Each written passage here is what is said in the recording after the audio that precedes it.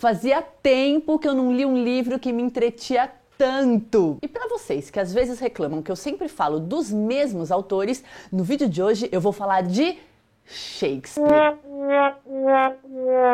Mas hoje ele é apenas coadjuvante no livro Hamlet, o que me fez pesquisar obras literárias que ficcionalizam grandes personagens históricos. A segunda parte do vídeo traz uma entrevista minha com o pesquisador e professor José Garcês Girardi e a nano resenha do dia é da Gabriela Benevides.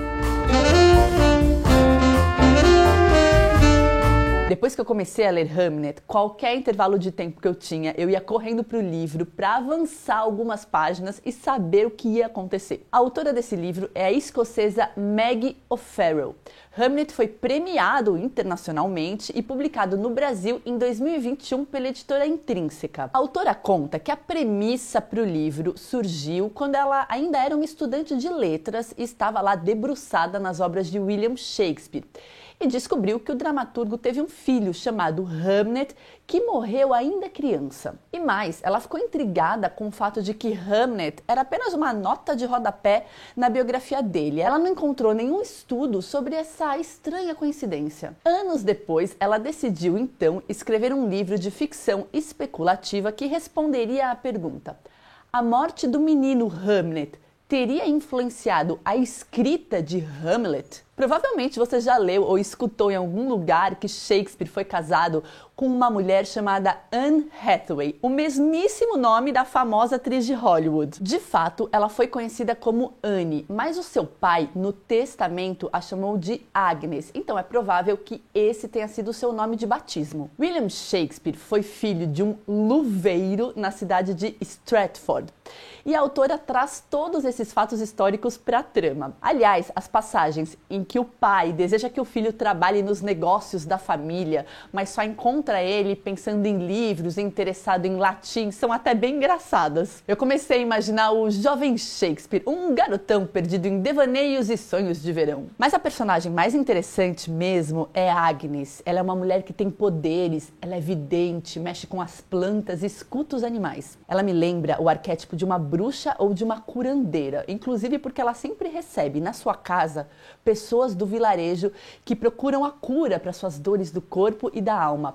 Agnes faz chás, ungüentos e vários tipos de remédios naturais. A morte de Hamlet é narrada de uma forma muito sensível e criativa. E, obviamente, eu não vou contar para não dar spoiler, né? E nas páginas finais do livro, eu estava com lágrimas nos olhos, gente, porque é quando a peça Hamlet finalmente aparece e Meg O'Farrell, então, finaliza sua história com muita sensibilidade. Depois que eu terminei o livro, eu fiquei pensando nessa possibilidade até um pouco mágica da literatura, que é escrever histórias ficcionais colocando personagens reais na trama, mas dando a eles um novo entendimento. Em Hamlet, isso acontece justamente porque a narrativa é conduzida a partir da vida de Agnes, que até então era uma personagem secundária na biografia de Shakespeare. Dificilmente, quando a gente pensa nos grandes gênios da arte, da cultura e da ciência, a gente se lembra de fazer referência às pessoas que estavam ali circundando essas grandes personalidades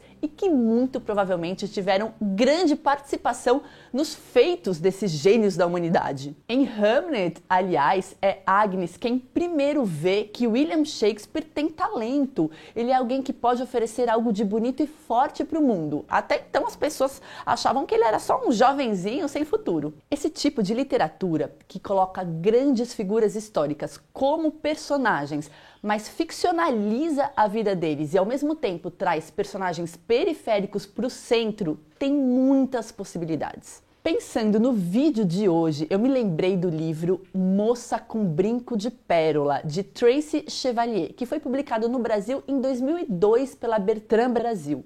A autora ficcionaliza a vida da garota que teria inspirado Johannes Vermeer a pintar um dos seus quadros mais famosos e fascinantes. Especula-se que a modelo do quadro poderia ser a filha do pintor ou então sua sobrinha. Mas no livro, ela é uma garota de 16 anos chamada Griet. Ela é uma criada da casa. Descendente de uma família pobre, Griet tem uma rotina de trabalho muito dura, exaustiva, e ela se comporta de maneira recatada e religiosa, a ponto de não deixar sua cabeça descoberta. Mas o seu olhar crítico para o mundo e o seu fascínio pela arte acabam atraindo a atenção do seu patrão. Eles então vão criando uma certa intimidade, inclusive despertando o ciúme da esposa de Vermeer e a inveja de pessoas ali do vilarejo. Assim como Hamlet é uma das maiores obras da literatura ocidental, Moça com Brinco de Pérola é uma obra muito importante na história das artes visuais. Eu encontrei uma palestra da autora em que ela conta as razões que fizeram com que ela se atraísse tanto pelo quadro e o que a motivou a escrever essa história. A autora diz que a pintura a puxou como um ímã e ela não conseguia saber se a moça no quadro está triste ou feliz. Então ela pensou: o que o pintor fez com essa moça para que ela o olhasse dessa maneira? Ela também conta que não se sabe quase nada sobre as mulheres que posaram para Vermeer. E nesse sentido, isso para ela foi ótimo, porque ela se sentiu livre para inventar uma história para essa garota. Eu deixei o link dessa palestra aqui na descrição do vídeo se você quiser se aprofundar. E aqui no Brasil, existe alguma obra que se aproxime dessa tendência? Um Defeito de Cor, de Ana Maria Gonçalves, ficcionaliza a vida da mãe de Luiz Gama, pensador negro brilhante, autodidata, que estudou direito e se tornou uma das figuras mais importantes do abolicionismo no nosso país. Filho de Luísa Maim, africana que esteve envolvida na revolta dos Malês, Luiz Gama nasceu livre, mas foi vendido pelo pai, descendente de portugueses. Alforriado ainda adolescente, ele passou a estudar os fundamentos jurídicos e dedicou sua vida a libertar escravizados. Só que não se sabe quase nada sobre a vida da mãe de Luiz Gama, embora ele mesmo tenha dito que muito da sua força ele herdou justamente dela. Intrigada com esse fato histórico, Ana Maria Gonçalves passou então 2 anos apenas estudando, investigando documentos históricos, inclusive ela se mudou para a cidade de Salvador. Depois da pesquisa, então, ela escreveu o livro e o reescreveu 2 vezes. Ao todo, o projeto durou 5 anos. Nesse livro, que alguns já chamam de clássico contemporâneo da literatura brasileira, Ana Maria Gonçalves ficcionaliza, então, a vida da mãe de Luiz Gama, que na trama se chama Kendé. Esse livro é um épico porque ela fala de várias décadas da vida de Kendé, desde o momento em que ela foi sequestrada e trazida à força para o Brasil até a sua velhice. E aliás, o livro acabou de ganhar uma nova edição caprichadíssima pela Record e é daquelas obras fundamentais para entender o Brasil. Oi pessoal, tudo bem? Eu sou a Gabi Benevides, eu trabalho aqui em Antofágica e eu queria recomendar para vocês o livro Marketing do Amor, do Renato Rito. Esse livro conta a história do Tiago, que vai para a festa junina que os pais dele organizaram e lá ele conhece um estrangeiro misterioso e bonito. Eles estão super bem e acabam ficando nessa noite e o Tiago fica totalmente apaixonadinho. Mas ele chega no trabalho na segunda-feira e tem uma grande surpresa, porque esse estrangeiro, o Vlado, é o novo chefe dele. E essa empresa, pior ainda, tem uma regra de que funcionários não podem namorar entre si. Então o Tiago vai ter que decidir se ele vai querer tentar esconder esse relacionamento com o Vlado ou se ele prefere não correr nenhum risco e continuar no emprego dele. A melhor parte é que esse livro é contado através de mensagem de texto, recorte de jornal, e-mail, grupo de WhatsApp e até história do Instagram. Então eu queria recomendar para vocês. Um beijo! Hoje é dia de entrevista aqui no canal, uma entrevista bem especial. Eu estou aqui com o José Garcês Girardi. Tudo bem, José? Tudo bem, Lívia? Bom estar aqui. Seja bem-vindo novamente. Vocês já conhecem o Zé? Posso chamar de Zé? Claro. Então tá bom. Porque ele deu várias videoaulas aqui na Antofágica. A Ilha do Tesouro, Bartleby e também... Coração das Trevas. Coração das Trevas. Obrigada, Zé. Isso. As videoaulas dele são muito boas, em breve entrarão aqui no canal. Tanto eu quanto o Zé lemos Hamlet, adoramos esse livro.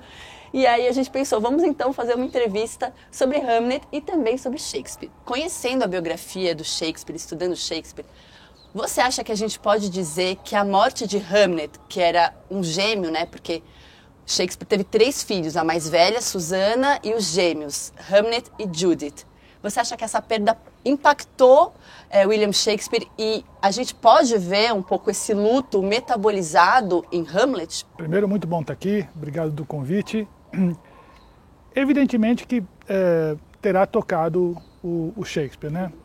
Mas acho que uma armadilha que a gente deve evitar é a gente achar que a gramática das emoções que nós temos hoje é a mesma gramática da emoção do século XVII. Quer dizer, nem a paternidade, nem a maternidade, nem a relação marido-mulher eram vividas da mesma maneira hoje e naquele período, né? As relações de família eram muitas vezes muito mais distantes.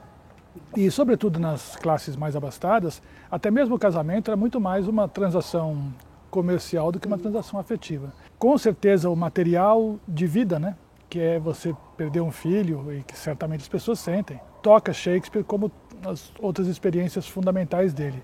A nossa leitura sempre tende a imaginar que os seres humanos sempre sentiram da mesma maneira e eu acho que isso não. E justamente porque ela é uma escritora fenomenal, esse livro é maravilhoso, a gente vai se envolvendo, né?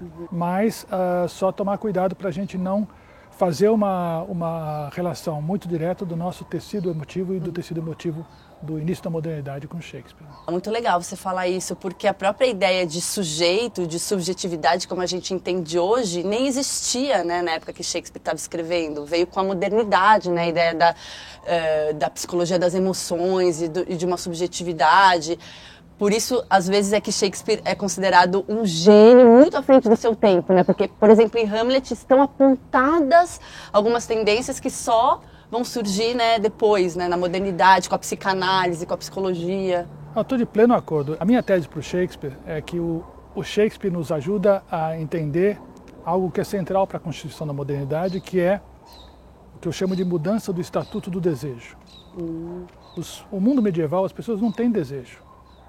É mais ou menos, não é que as pessoas não sintam desejos, mas esses desejos não são vistos como parte da natureza humana. A ideia é que se tinha que Deus nos criou não como seres desejantes. Adão e Eva não têm desejo, Adão e Eva têm necessidade, por isso que é uma bobagem achar que eles podem ter feito um pecado sexual. Eles têm que crescer e multiplicar, assim como um animal não tem um pecado sexual, porque não tem de fato desejo. O que vai acontecer no início da modernidade, tem um diálogo, um debate muito importante entre Erasmo e Lutero sobre o livre-arbítrio, né, que a gente chama, que começa a prevalecer a ideia de que o desejo também foi colocado em nós por Deus.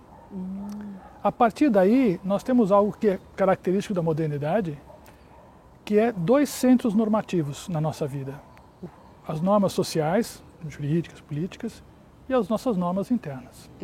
Porque se o desejo foi colocado em mim por Deus, ele é também vontade de Deus, portanto ele é também lei para mim. E se essas duas leis batem, né? Em grande parte, eu acho que a gente pode ler toda a peça de Shakespeare, todas as obras dele, como um embate entre sujeitos modernos, ou seja, sujeitos que acreditam que o desejo seja normativo, ou seja, que o desejo diga uma verdade sobre nós, então nós precisamos viver a nossa verdade, pensar em Romeu e Julieta, né? Presos numa moldura político-social que é medieval, que quer estripar o desejo. E acho que Romeu e Julieta realmente é o que mais fortemente mostra isso, ou seja, a gente entende que Romeu e Julieta não podem negar o seu afeto sem traírem a si mesmo, mas o problema é que Verona não aceita aquele afeto. Então esse é o rompimento, acho que, do moderno com o medieval. O que a autora faz com muita habilidade, né, é recriar o ambiente social em que esse desejo vai começando a surgir como algo de relevante. Acho que talvez seja uma das coisas para mim mais fascinantes do livro. É um livro que com muita delicadeza explora os sentimentos das personagens, a forma como elas estão entendendo o mundo, mas dentro daquela moldura muito bem descrita da época elisabetana. Uma pedra de toque importante para entender a construção de Shakespeare e por que ele nos diz tanto hoje, eu acho que a autora recupera muito bem na medida em que ela dá um lugar de relevo para as emoções, ao mesmo tempo em que as coloca numa moldura em que essas emoções se chocam com o real do cotidiano. Estamos fazendo uma conversa com o mínimo de spoilers, mas algumas coisas do livro a gente tem que contar, né? A protagonista do livro é a mulher dele, né? O que você achou dessa escolha narrativa, assim, ao invés de colocar Shakespeare como o protagonista, é a Agnes e Shakespeare está sempre como o marido dela, né? Eu acho essa escolha espetacular. Ai, também achei. Em muitos níveis. Primeiro porque na tradição mais antiga se tinha aquela caricatura das leituras do feminino e do masculino, em que fala assim, sabe, o Shakespeare engravidou a mulher, teve que casar com ela, não gostava dela e ficava em Londres porque não aguentava viver com a mulher, que era muito mais velha. E tudo isso, claro que a historiografia mais recente vai desconstruindo. Né? Primeiro, esses casamentos com diferença de idade não eram tão incomuns, como não era incomum também as pessoas casarem grávidas. E não tem nenhuma indicação de que o Shakespeare não gostasse da mulher. Então, a primeira coisa que eu acho legal é que ajuda a desconstruir uma narrativa muito, na minha opinião, equivocada e perniciosa mesmo, né? Que coloca o sujeito que fez um casamento na delegacia, como se diz, certo? Porque engravidou a mulher. Só essa escolha desconstrói. Segundo, porque ela é uma mulher fascinante. Né? É uma mulher que tem uma origem muito interessante, né? Não vamos dar o spoiler, mas assim, é uma mulher que tem uma sensibilidade extraordinária, uma intuição extraordinária, que me parece, nas entrelinhas, a gente fala, é por isso que Shakespeare se interessou por essa mulher, e por isso que essa mulher se interessou por Shakespeare, porque ela tem uma capacidade quase que sobrenatural de captar as pessoas. Então, colocar essa mulher sofisticada, complexa, muito refinada na forma de se articular, como o centro da narrativa, me parece espetacular. Um terceiro motivo que eu acho muito bacana é porque, de alguma maneira, a gente vai entendendo que o Shakespeare de que nós falamos é também uma história que nós contamos. Esse cara é uma história. Com certeza. Né? A gente conta um Shakespeare que serve um pouco para as nossas próprias agendas. Né? E vamos tentando entendê-lo. E é um pouco o que a Agnes faz o livro inteiro. Tentar entender esse cara que, por um lado, é fascinante, mas, por outro lado, tem coisas que a deixam muito... Né? Então, eu gosto muito, e acho que uma das forças do romance, contando aparentemente uma história banal, de uma vida cotidiana, falando do comezinho, do banal, das nossas afeições mais importantes também, mas situando isso na vida de um gênio absoluto e de uma mulher fascinante, ela de alguma maneira sinaliza para a gente que nós também temos algo do bardo. Zé, então eu queria te perguntar agora, qual a sua peça preferida de Shakespeare e por quê? Vai mudando um pouquinho, né, ao longo da vida. Mas... Lista de preferidos é sempre assim, né? Pergunta daqui a 5 anos são outros. Eu gosto muito de Macbeth, muito, por várias razões. Uma das peças mais enxutas do Shakespeare. Em geral, as peças do Shakespeare têm um plot e um subplot, né? Que se reforçam mutuamente. Isso já se usou essa imagem, que são duas engrenagens, uma para o lado, outra para o outro, que reforçam o eixo da narrativa. Então, Macbeth praticamente não tem isso. Segundo, porque eu acho que talvez seja meu caso de amor predileto de Shakespeare, é o de Lord e Lady Macbeth. Eles realmente gostam um do outro. A noção de... Eu acho muito tocante que Macbeth, assim que tem a possibilidade de sonhar em ser rei, ele tem necessidade de contar isso para a mulher dele. Então isso mostra que era alguma coisa pessoal. Ele escreve uma carta para ela dizendo isso. E ela conhece bem o marido e sabe que ele vai fraquejar. Então tem uma relação ali muito intensa entre eles. Perderam um filho, provavelmente, né? Porque ela fala que sabe a doçura do que é amamentar. E eles não têm filhos ali. Então essa relação é uma segunda coisa. E a terceira, talvez tenha a ver um pouco com o que a gente falou antes da questão do Estatuto do Desejo. O Macbeth mente, trai, mata, manda matar criança, manda botar fogo em casa, manda matar mulher. É o canalha da pior espécie. Ações terríveis, né? Totais. Quando ele morre, acho que dizer que o Macbeth morre não é spoiler, né? Nossa, spoiler de peça do Shakespeare está liberado. Quando ele morre, o público sente que o personagem mais interessante morreu. O público sente que que havia algo de admirável nesse canalha. Que havia algo de notável. E eu acho que é isso que Macbeth nos diz, ou seja, a normatividade do desejo. Ou seja, existe um imperativo moral de eu tentar ir atrás do meu desejo mais profundo. Uma vez identificado meus desejos mais profundos, não coisas passageiras, mas desejos profundos, é uma obrigação que eu tente, por todos os meios, realizar esse desejo, porque isso é a mesma coisa que realizar-me a mim mesmo. Então, eu acho que Macbeth, com uma clareza meridiana, embora seja uma peça escura, mas com uma clareza meridiana, ele aponta para a gente essa nossa contradição, que nós admiramos o canalha, e admiramos o canalha porque sentimos que existe nele uma demanda profundamente humana, de realizar-se em face de um mundo que diz, você não pode isso. Então, ela, para mim, é uma sinopse da grande questão shakespeariana. E fora, como em todas as peças, mas a poesia é linda. Legal. Espero que vocês tenham gostado da entrevista. Obrigada mais uma vez, pela presença. Delícia. Volte sempre. Só chamar que eu estou aqui, tá bom? E vamos continuar essa conversa nos comentários. Contem se vocês já leram esse livro, ficaram com vontade de ler e qual a relação de vocês com Shakespeare. Lembrando que nós temos um vídeo aqui no canal em que eu falo um pouco da biografia dele, aquilo que a gente conhece sobre ele. O link vai aparecer aqui em cima. E é isso, nos vemos na próxima. Tchau!